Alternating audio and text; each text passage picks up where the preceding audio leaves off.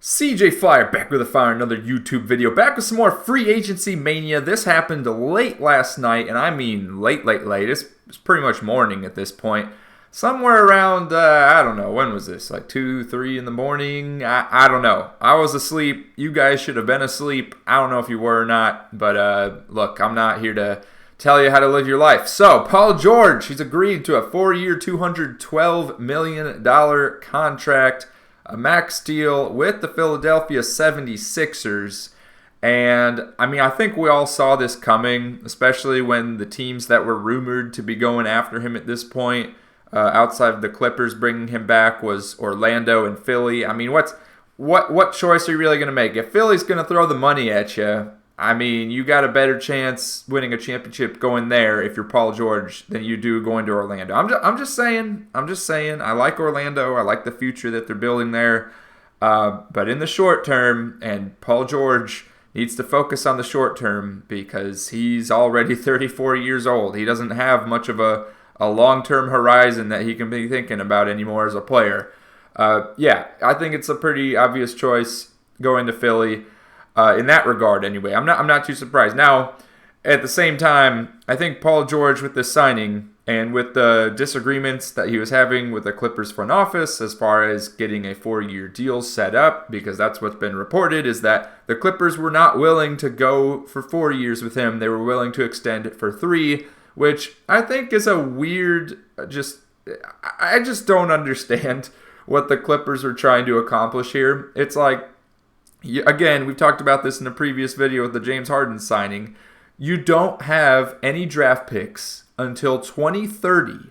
That's right. Y'all heard that right. The Clippers don't have any draft picks until the year 2030.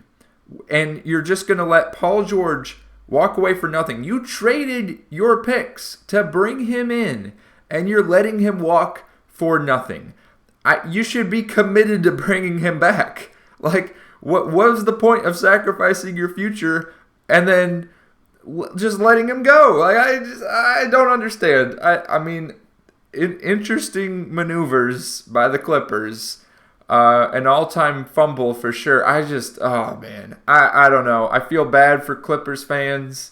I mean, the team's still going to be decent next year. You know, you're still going to have Kawhi Leonard and James Harden. You bring in some good role guys like Derrick Jones Jr. You got Kevin Porter Jr. as a wild card. You don't know what's going to happen from that. And then there's rumors of a Westbrook trade. So, I mean, there's still hope for a good season. Championship contention, I don't think so. But you never know. It's just the West is so stacked. If that Clippers team's in the East, I'd feel much better about them. But yeah, I don't know. This move by Paul George, look, if it wasn't just about the money and it was about winning a championship, I think he stays with the Clippers. But this move here, look, and I know that might be a very controversial thing to say because everyone's going bonkers about, well, now that Paul George is in Philly, you got a big 3. Because look, they signed Tyrese Maxey to that max contract as well. So now they have Paul George, Tyrese Maxey, Joel Embiid locked in. Their big 3. Let's just recap this big 3 real quick. We got Tyrese Maxey, who's he's like 22, 23 years old. We got Paul George, who's in his mid-30s, never made it to an NBA Finals. We got Joel Embiid, I don't think he's made it to a conference finals, right? So we're talking about a big 3 without the deep playoff experience that you would expect a big 3 to have. Like, for example, the Miami big 3, when they came together, Dwayne Wade already had a championship. LeBron James had been to the championship. The only player in that big 3 that didn't have deep playoff experience was Chris Bosh. Okay, so to call this like a great big 3 and be all hyped about it. I mean, like, look, obviously as a Philly fan, you should be excited. I don't want to take anything away from you. But, like, let's not get too ahead of ourselves here, okay? I don't know. And then on top of that, like, so here's the payroll, of course. They got Paul Reed locked in. That's going to be a great backup big. They got Andre Drummond as a backup big as well. So as far as their depth at center, I'm feeling pretty great for Philly in that regard.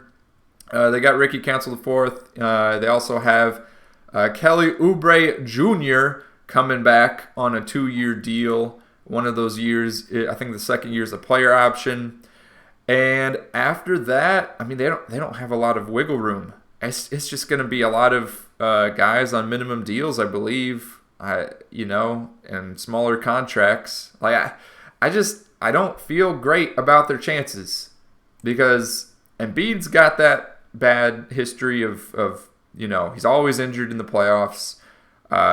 We got Paul George has his own injury history that comes with him. The only huge positive I see is Tyrese Maxey. I mean, Tyrese Maxey is going to be a stud. He's a very young player, and he's already shown to be a huge contributor in big playoff moments. So I don't see this being a huge turnaround for the Sixers. Like obviously it makes them one of the better teams in the East. Don't get me wrong. They'll be a top 3 team in the East. So right now I'd say it's top 4 teams in the East is Celtics, and then in no particular order it's Knicks, Sixers, Bucks. So yeah, I mean that's it. You're potentially the second best team in the East. That's where this puts you, which I guess you may as well go for it, right? It's not like the Sixers really had any other options. Who else are they going to sign? Who else are they going to go for? So in that regard, I can't really be too critical. On the flip side, I still don't see this as being something to be overly excited about. I think it's cautiously optimistic would be the way to go about this. But that being said, let me know what you think in the comments down below. Also, one more little tidbit that I think would be pretty funny to mention. I just find it funny that, James Harden just talks all this trash about Daryl Morey and, wants to get out of Philly, comes and joins Paul George in Los Angeles with the Clippers organization, and that wasn't a red flag to Paul George. Paul George is like, give me the money and get me out of here.